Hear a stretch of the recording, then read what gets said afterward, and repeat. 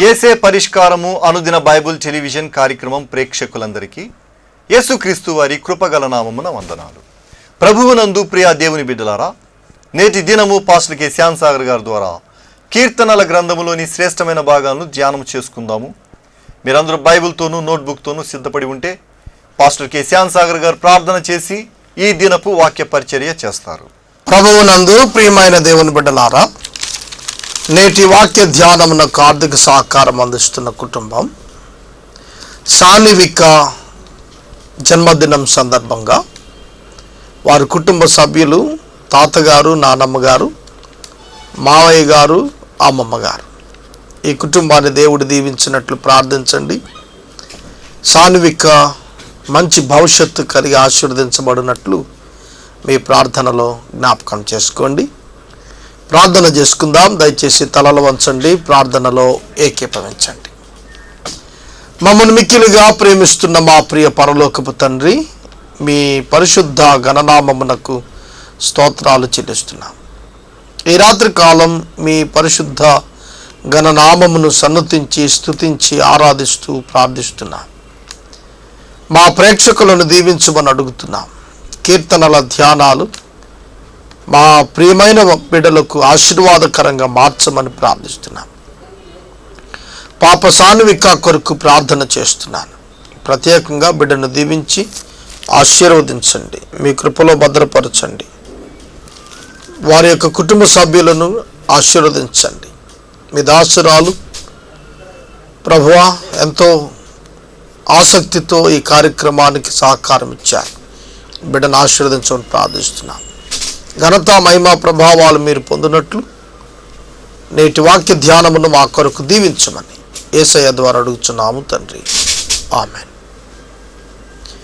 ప్రభువునందు ప్రియమైన దేవుని బిడ్డలారా, దయచేసి మీ పరిశుద్ధ బైబిల్ గ్రంథాన్ని తెరిచి కీర్తనల గ్రంథం 16వ సంకీర్తన మీ ముందుంచుకోవాలని నేను మనవి చేస్తున్నాను. గత రాత్రి 13, 14, 15 సంకీర్తనలు చదువుకున్నాం. ఎపిసోడ్ స్పాన్సర్స్ కావాలని ముందు నుంచి చెప్తున్నా. ఎక్కువ మంది సహకారం ఇస్తే ఎక్కువ ధ్యానాలు చేసుకునే అవకాశం మనకుంటుందని మీకు మనం చేస్తున్నాను. 16వ సంకీర్తన చాలా శ్రేష్టమైనటువంటి భావాలు, మెస్సియానిక్ సామ్, యేసుక్రీస్తు ప్రభువాను గుర్చిన ప్రవచనాత్మకమైనటువంటి సంకీర్తనగా దీనిని మనం తెలుసుకుంటాం. దావీదు కీర్తనాకారుడు తన శత్రువుల నుండి తనను విడిపించమని గొప్ప దేవుని ఆశ్రయంగా చేసుకుని శరణుజొచ్చిన సన్నివేశం ఇందులో కనిపిస్తుంది. పేతురు భక్తుడు, పౌలు భక్తుడు ఇరువురు కూడా ఈ యొక్క అధ్యాయంలో ఉన్నటువంటి ఒక వచనాన్ని ఆధారం చేసుకొని ప్రసంగాలు చేయటం అపోస్తల కార్యములు 2వ అధ్యాయంలో 13వ అధ్యాయంలో కనిపిస్తుంది. కాబట్టి ఇది చాలా అవసరమైనటువంటిది, చాలా విలువైనటువంటిదిగా మనం తెలుసుకుంటాం. ఇందులో రాసినటువంటి మాట 1000 ఏండ్ల తరువాత జ్ఞాపకం చేసుకోబడింది అంటే ఎంతో దీవించబడిన కీర్తన అయి ఉండాలి. ప్రజలు తరతరాలుగా 1000 ఏండ్లలో దీవించబడిన వారైతేనే ఈ విధంగా కొనసాగుంటుంది. కాబట్టి ఈ కీర్తన ప్రముఖంగా తరమబడుతున్నటువంటి దావీదు విడుదల కొరకు గొప్ప దేవుని సన్నిధికి రావటం ఇందులో మనం చూస్తాం. ఆయనను ఆశ్రయించిన వారికి కలిగేటువంటి ఆశీర్వాదములు, సమాధానం, శాంతి, దీవెన ఇందులో చెప్పబడ్డాయి. చదువుకుందాం. మొదటి వచనం. దేవా, నీ శరణులొచ్చి ఉన్నాను, నన్ను కాపాడము. నీవే ప్రభుడవు, నీకంటే నాకు క్షేమాధారం ఏదియూ లేదని నేను యెహోవాతో మనవి చేయుచున్నాను. God is my refuge.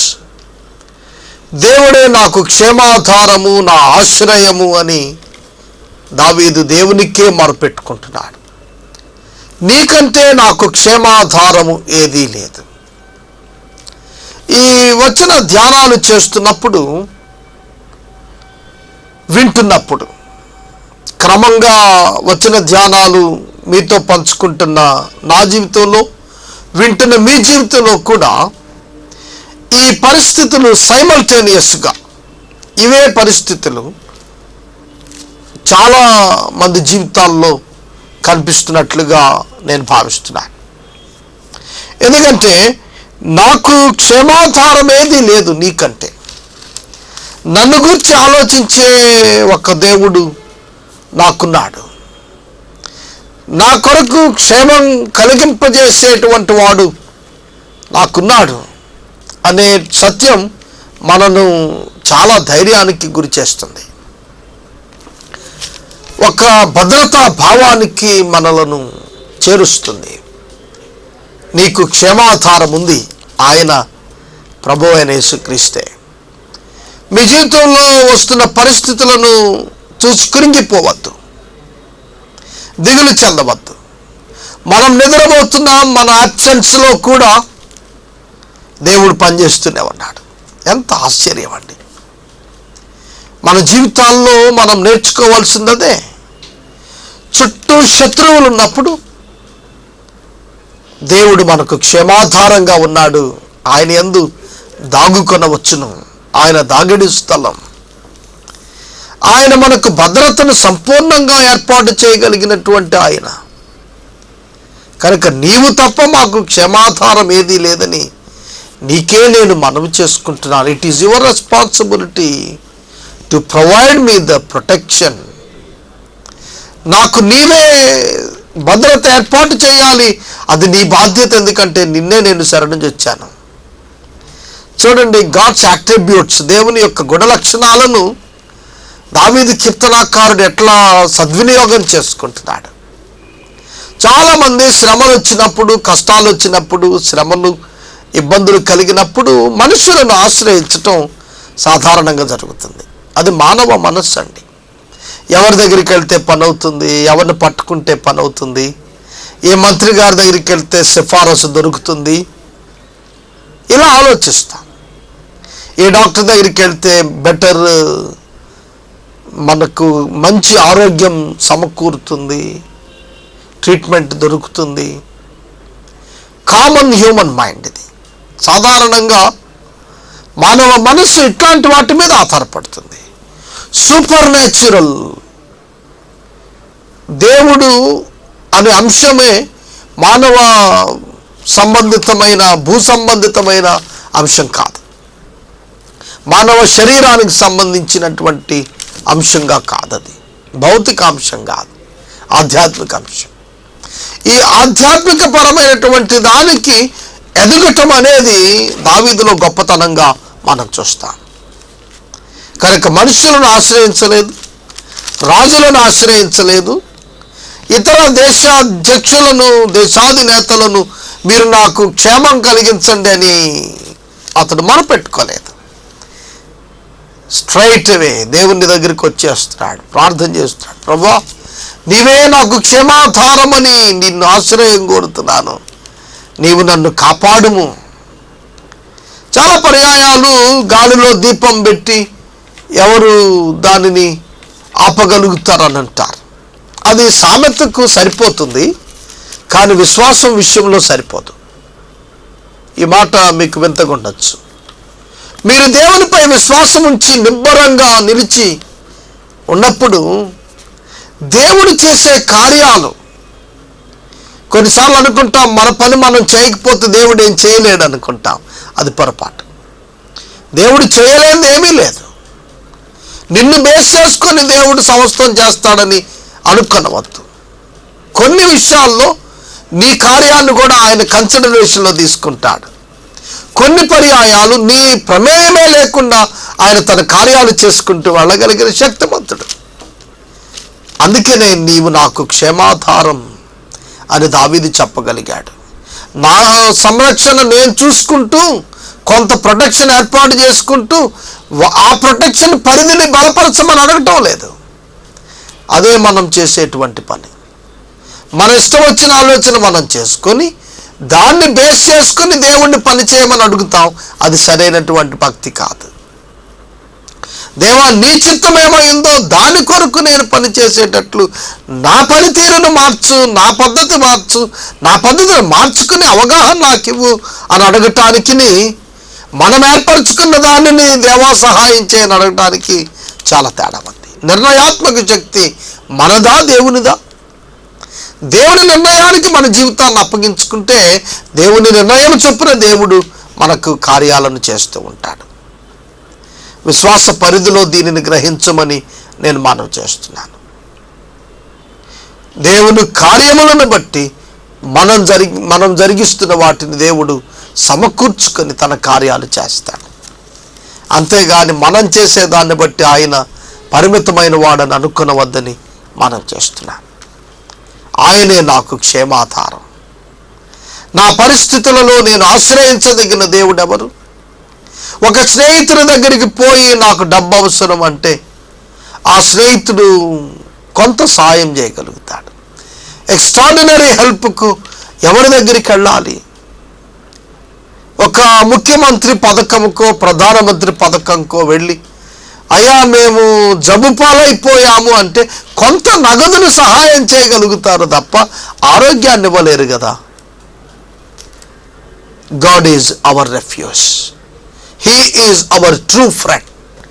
ఆయన మన నిజమైన స్నేహితుడు, ఆయన నిజమైన క్షేమాధారం. ఆయనను ఆశ్రయించినప్పుడు ఆయన చేసే కార్యాలు, ఆయన కుమారుడైన యేసుక్రీస్తు నామమును బట్టి ఆయన జరిగించేటువంటి అద్భుతం మీ జీవితంలో నా జీవితంలో అనుభవించినప్పుడే అర్థమవుతుంది. ప్రియమైన దేవుని బిడ్డలారా, కాపాడుము అని ఎవరిని అడుగుతున్నారు మీరు? ప్రభు ఈ అవసరం నాకుంది అని మీరు ఎవరి యొద్దకు వెళ్తున్నారు? తండ్రి యొద్దకు కుమారుడు ప్రతి విషయానికి సంప్రదింపుకు, సలహాకు, సహాయానికి వెళ్ళినట్లుగా ఉదయం లేచింది మొదలు మీరు ప్రభువును సంధిస్తున్నారా? ప్రభువును సమీపిస్తున్నారా? ప్రార్థనలో ఆలోచించుకోనమని నేను మనవి చేస్తున్నాను. మన పరిస్థితులన్నింటికీ ఆ ప్రభు చాలినటువంటి దేవుడు. నేను ఈలాగు అందును, భూమి మీద ఉన్న భక్తులే శ్రేష్ఠులు, వారు నాకు కేవలము ఇష్టలు. దావీదు యొక్క కంపెనీ, ఫ్రెండ్స్, లేదంటే లైక్ మైండెడ్ పీపుల్, అతడు ఇష్టపడేవారు, అతని వలె ఉండేటువంటి వారు ఎవరంటే దేవుని యందు భక్తులు, భూమి మీద నివసిస్తున్నటువంటి భక్తులు, నోబుల్ పీపుల్, శాంతమూర్తులు దావీదుకి ఇష్టలు. ఈ రాత్రికాలం నీకు ఎవరు ఇష్టలు? దేవునికి ఇష్టలైన వారు దావీదుకు ఇష్టలుగా ఉన్నారు. అంటే దేవుని బిడ్డలతోనే అతడు సహవాసం చేసేవాడు. దేవుని నామమునందు విశ్వాసం ఉంచిన వ్యక్తులతో సహవాసం వేరు, దేవుని నామమందు విశ్వాసం ఉంచని వ్యక్తులతో సహవాసం వేరేగా ఉంటుంది. ప్రియమైన దేవుని బిడ్డలారా, ఒక దోమకు ఏనుగుకు ఉన్నటువంటి వ్యత్యాసం దీనిలో కనిపిస్తుంది. దేవుని నామమును అంగీకరించిన బిడ్డలు, నేను ఇక్కడ మతము, కులము, భాష, ప్రాంతం ఈ బ్యారియర్స్ గురించి మాట్లాడటం లేదు. దేవుని యొక్క నామమునందు విశ్వాసం ఉంచిన ఏ వ్యక్తి అయినప్పటికీ కూడా, irrespective of creed and culture and cost and everything, వారి జీవితం భిన్నంగా ఉంటుంది. ఎందుకంటే పరిశుద్ధాత్మ దేవుడు వారిపై కంట్రోల్ కలిగి ఉంటారు. వారి అంతరంగంలో శాశ్వత నివాసం ఉంటారు. కాబట్టి వారి ప్రవర్తన నియమావళి వేరేగా ఉంటుంది. ఫెయిలియర్స్ ఉంటే ఉండొచ్చు, కానీ ఆ కంట్రోల్, జీవితంపై కంట్రోల్ మాత్రం దేవునికే ఉంటుంది. అందుకనే వారంటే నాకు ఇష్టం అంటున్నాడు దావీదు భక్తుడు. వారు శ్రేష్ఠులు అంటున్నాడు.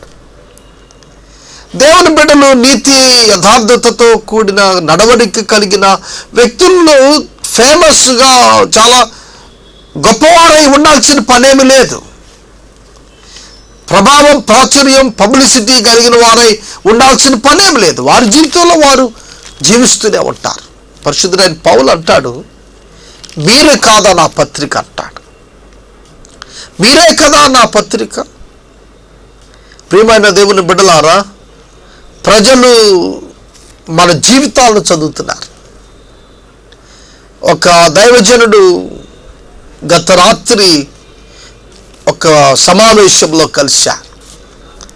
వారు నేను కూర్చొని మాట్లాడుకుంటున్నప్పుడు ఆయన అన్నా, నా జీవితంలో అనేక మందికి పరిశుద్ధ బైబిల్ గ్రంథం నేను ప్రజెంట్ చేశాను బాబు అనగా నేను అన్నాను, చాలా సంతోషం, వారు చదువుతూ ఉండుంటారు కదూ అన్నాను. యు ఆర్ రాంగ్ అన్నాడు. కాదు, నువ్వు తప్పు మాట్లాడుతున్నావు, వారు చదవరు అని అన్నాడు. అదేమిటి సార్ అన్నాను. They read your life, not the Bible. Bible కాదు వారు చదివేది, వారు నీ జీవితాన్ని చదువుతారు. బైబిల్ ఇచ్చిన వ్యక్తి యొక్క జీవితాన్ని చదువుతారు, బైబిల్ కాదు చదివేది. ప్రియమైన దేవుని బిడ్డలారా, బైబిల్ ఒక పుస్తకంగా ప్రజెంట్ చేయటం కాదు, బైబిల్ని నీ జీవితంలో ప్రజెంట్ చేయటం నేర్చుకోవాలి. ఎవరైతే వాక్యాన్ని ప్రజెంట్ చేస్తారో వారి జీవితాల ద్వారా వారే శ్రేష్ఠులు. దేవుని యొక్క వాక్యంలో అదే చెప్తున్నాడు, వారే శ్రేష్ఠులు. బోధకులను గురించి ప్రత్యేకంగా మాట్లాడుతూ ప్రభువే స్వయంగా తాను బోధిస్తున్న దాని చొప్పున నడిచి బోధించిన వాడు చాలా శ్రేష్ఠుడు, నడవకుండా బోధించినటువంటి వాడు ప్రయోజనం లేదు. ప్రియమైన దేవుని బిడ్డలారా, అనేక మంది కేవలం బోధను గురించి ఆలోచిస్తున్నారు కానీ జీవితం గురించి ఆలోచించటం లేదు. ఎంత బైబిల్ నాలెడ్జ్ సంపాదించామనే దానిపై అవగాహన పెంచుకుంటున్నారు కానీ ఎంతగా వాక్యం చొప్పున నడిచామనే దానికి ప్రాధాన్యత ఇవ్వలేకపోతున్నారు. ప్రియమైన దేవుని బిడ్డలారా, దేవునికి ఇష్టలుగా జీవించాలి అంటే మన జీవితంలో మనం ప్రభువుకు నమ్మకమైన వారముగా, వాక్యం చొప్పున నడిచేటువంటి వారముగా మనం ఉండాలని ప్రభు పేరిట నేను మనవి చేస్తున్నాను. చదువుతున్నాను, చూడండి. మత్తయి శుభవార్త 6వ అధ్యాయం 19వ వచనం. కాబట్టి ఈ ఆజ్ఞలలో మిగులు అల్పమైన ఒక దానినైనను మీరి మనుషులకు అలాగు చేయ బోధించువాడు ఎవడో పరలోక రాజ్యములో మిగులు అల్పుడనబడును. అయితే వాటిని గైకొని బోధించువాడెవడో వాడు పరలోక రాజ్యములో గొప్పవాడనబడును. నాట్ బై అవర్ స్పీచెస్, మన బోధల వలన ప్రజలు మారరు, మన జీవిత విధానం వలన ప్రజలు మారుతారు. ఒక రేడియో కార్యక్రమంలో సువార్త ప్రకటిస్తే దానిని ఆపేయచ్చు, టీవీలో ప్రకటిస్తే దానిని స్టాప్ చేయొచ్చు, ఆ ఛానల్ మార్చేయచ్చు, కరపత్రిక ముద్రించిస్తే దాన్ని చించేయచ్చు. కానీ నీ జీవితంలో ఆ వాక్యపు ముద్రను నీవు కలిగి జీవిస్తే దే కెనాట్ ఎస్కేప్, వారు తప్పించుకొనలేరు. వారు చదువుతారు, ఏమిటి ఈయన మాట ఇట్లా ఉంది, ఏమిటి ఈయన క్రియ ఇట్లా ఉంది, ఏమిటి ఇతని ప్రవర్తన ఇట్లా ఉంది, ఇంత భిన్నంగా ఉంది ఏమిటి లోకానికి అనేది వారు తెలుసుకుంటారు. దేవుని కార్యాలు నీ జీవితంలో వారు గుర్తిస్తారు. ఏమిటో మెరాక్యులస్ థింగ్స్ జరగాలని ఆలోచించి మోసపోవద్దని ప్రభు పేట నేను మనవి చేస్తున్నాను. వాక్యం నీ జీవితంలో నెరవేరటమే గొప్ప మెరకల్. లోకానికి భిన్నంగా, లోకములో లేని దానిని నీవు ఎస్టాబ్లిష్ చేయటంతో you will become a great miracle before the eyes of the public. ప్రజల కనుల ఎదుట నీవే ఒక సూచక క్రియగా ఉంటావు. ప్రియమైన దేవుని బిడ్డలారా, ఎస్కేలుతో మాట్లాడుతూ, ప్రియమైన దేవుని బిడ్డలారా, నీవు యెహోషువతో మాట్లాడు, నీ పిల్లలు సూచక క్రియల వల్లే చేస్తానన్నాడు. కనుక మనం ఈ లోకంలో ఒక సూచక క్రియగా జీవించాలి. అదే దేవునికి ఇష్టమైన వారు. అటువంటి వారి కంపెనీ దావీదు కోరుకుంటున్నాడు. ఈ రాత్రి కాలం మీరు ఎవరిని కోరుకుంటున్నారు? మీరు ఎటువంటి భక్తుల సమూహాన్ని మీ స్నేహంలో ఉంచుకుంటున్నారు? ప్రియమైన దేవుని బిడ్డలారా, మన జీవితంలో మనం ఇష్టపడే వ్యక్తులు ఎట్లా ఉండాలి అనగా దేవుని వాక్యానికి లోబడే వారై ఉండాలి. అటువంటి వారిని మనం ఇష్టపడినప్పుడు మన జీవితం చాలా ఆధ్యాత్మికంగా ఇంప్రూవ్ అవుతుంది, అభివృద్ధి చెందుతుంది, ప్రార్థనలో ఎదుగుతుంది, వాక్యములు ఎదుగుతుంది, సహవాసములు ఎదుగుతుంది, భక్తి జీవితంలో ఎదుగుతుంది, సాక్ష్యములో ఎదుగుతుందని ప్రభు పేరిట నేను మనవి చేస్తున్నాను. తదుపరి వచనం, యెహోవాను విడిచి వేరొకను అనుసరించు వారికి శ్రమలు విస్తరించును. వారు అర్పించు రక్తపానీయ అర్పణములు నేను అర్పింపను. వారి పేర్లు నా పెదవులను ఎత్తను. చూస్తున్నారా, ఇక్కడ కొందరు ధర్మశాస్త్రానుసారమైన క్రియలు చేస్తున్న వ్యక్తులను గురించి మాట్లాడుతున్నాడు. వారు అర్పించే రక్తము, పానీయ అర్పణలు ఇవి ముఖ్యమైనవి కాదు, వాటికి నేను ఏమాత్రము అర్పించను అంటాడు. ఎందుకని? యెహోవాను విడిచి వేరొకను అనుసరించేవారు. చాలా పర్యాయం దేవుని నామమును, దేవుని విడిచి, దేవుని పేరిట కాక వేరొక రకమైనటువంటి బలులు, అర్పణలు, పానీయ అర్పణములు చూస్తే ఆచారం ఒక్కలానే అనిపిస్తుంది, పని ఒక్కలానే అనిపిస్తుంది, కానీ యాటిట్యూడ్ తేడా ఉంది, అంతరంగంలో భేదం ఉంది, మార్పు ఉంది. సోదరుడా, సోదరి, ఒక వ్యక్తి ఒక దానం చేశాడనుకోండి, ఆ వ్యక్తి దానం, 2 వ్యక్తులు దానం చేశారనుకోండి, 2 వ్యక్తులు దానం చేశారనే కనిపిస్తుంది. కానీ ఒక వ్యక్తి యొక్క అభిప్రాయం ఏమిటి, మరొక వ్యక్తి యొక్క అభిప్రాయం ఏమిటనేది మనం తెలుసుకోవాలి. ఒక వ్యక్తి ప్రేమతో దానం చేశాడు, ఒక వ్యక్తి పేరు కొరకు దానం చేశాడు. 2 దానాలే, 2 క్రియలే కనబడుతున్నాయి, 2 ఒకలాంటి ప్రజెంటేషనే, కానీ యాటిట్యూడ్ ఒకళ్ళు పేరు కొరకు, ఒకరు ప్రేమతో. ఏది ప్రతిఫలం పొందుతుంది? ఎవరు ప్రతిఫలం పొందుతారు? దానం చేసినందున దానం పొందిన వాడికి కలిగే ప్రతిఫలం ఒకేలా ఉండొచ్చు, కానీ దానం ఇచ్చిన వాడు ప్రేమతో, నా పేరు కొరక, దానిని బట్టి ఉంటుంది దేవుని యొక్క లెక్క. Your attitude counts. Your motive behind the action will be count. నీ జీవితం, నీ క్రియ వెనక నీ ఉద్దేశం లెక్కించబడుతుంది. అదే దావీదు అంటున్నాడు, అటువంటి వారి పేర్లు కూడా నేను ఎత్తను. అంటే ఎంత లిమిట్ చేసుకుంటున్నాడు తనను తాను. క్రిస్టియన్స్, ప్రముఖంగా క్రైస్తవులు, సంఘం బాగా నేర్చుకోవాలి. అటువంటి వాటి పేర్లు కూడా నేను ఎత్తను. Other than activities of religion activities, వాటిని గురించి మాట్లాడాల్సిన పని లేదు. దేవుని గురించి మాట్లాడు, క్రీస్తుని గురించి మాట్లాడు. మెయిన్ ఫెయిల్యూర్ క్రిస్టియానిటీలో దానిగానే, అదే ఊరికే విమర్శ చేస్తారు, దయ్యాలంటారు అని, మమ్మల్ని ఊరికే తోలనాడతారని సహోదరులు ఎందుకు కంప్లైంట్ చేస్తున్నారు? ఇదే కారణం. వారి పేర్లు నేను ఎత్తను అని లిమిట్ చేసుకున్నాడు దావీదు. అలా చేసుకోకపోవటం వలననే అనవసరపు విషయాలు వస్తున్నాయి. ప్రియమైన దేవుని బిడ్డలారా, దేవుని యొక్క వాక్యం, యెహోవాను విడిచి వేరొకరిని అనుసరించేవాడు శ్రమల పాలవుతాడు. సత్యవంతమైన మార్గమును, ఏకైక మార్గమును విడిచి వివిధ మార్గాలలోనికి వెళ్ళిన వారు గమ్యాన్ని చేరలేరు. వారి బాట మారిపోయిన కారణంగా వారి గమ్యము కూడా మారిపోతుంది. వారి గమ్యం వారిని నరకాగ్ని గుండానికి నడిపిస్తుంది. యేసుక్రీస్తు ప్రభు అనే ఏకైక పరలోక మార్గమును విడిచిన వారు, తమ సొంత బాటలో వెళ్ళిన వారు తప్పక తీర్పులో నిలిచిన దినాన భంగపాటుకు గురవుతారనేది వాక్యం తెలియజేస్తుంది.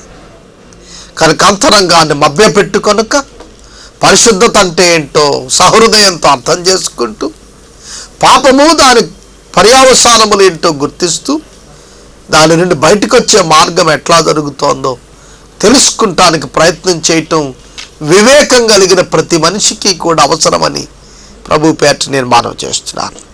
యెహోవా నా స్వాస్థ్య భాగం, నా పానీయ భాగం, నీవే నా భాగమును కాపాడుచున్నావు. ప్రభువే నాకు స్వాస్థ్యం అని చెప్తున్నాడు. 90వ సంకీర్తనలో మోషే ఎలుగెత్తి చాటాడు, దేవా నీవు మాకు నివాస స్థలం, నీవే మాకు స్వాస్థ్యమని.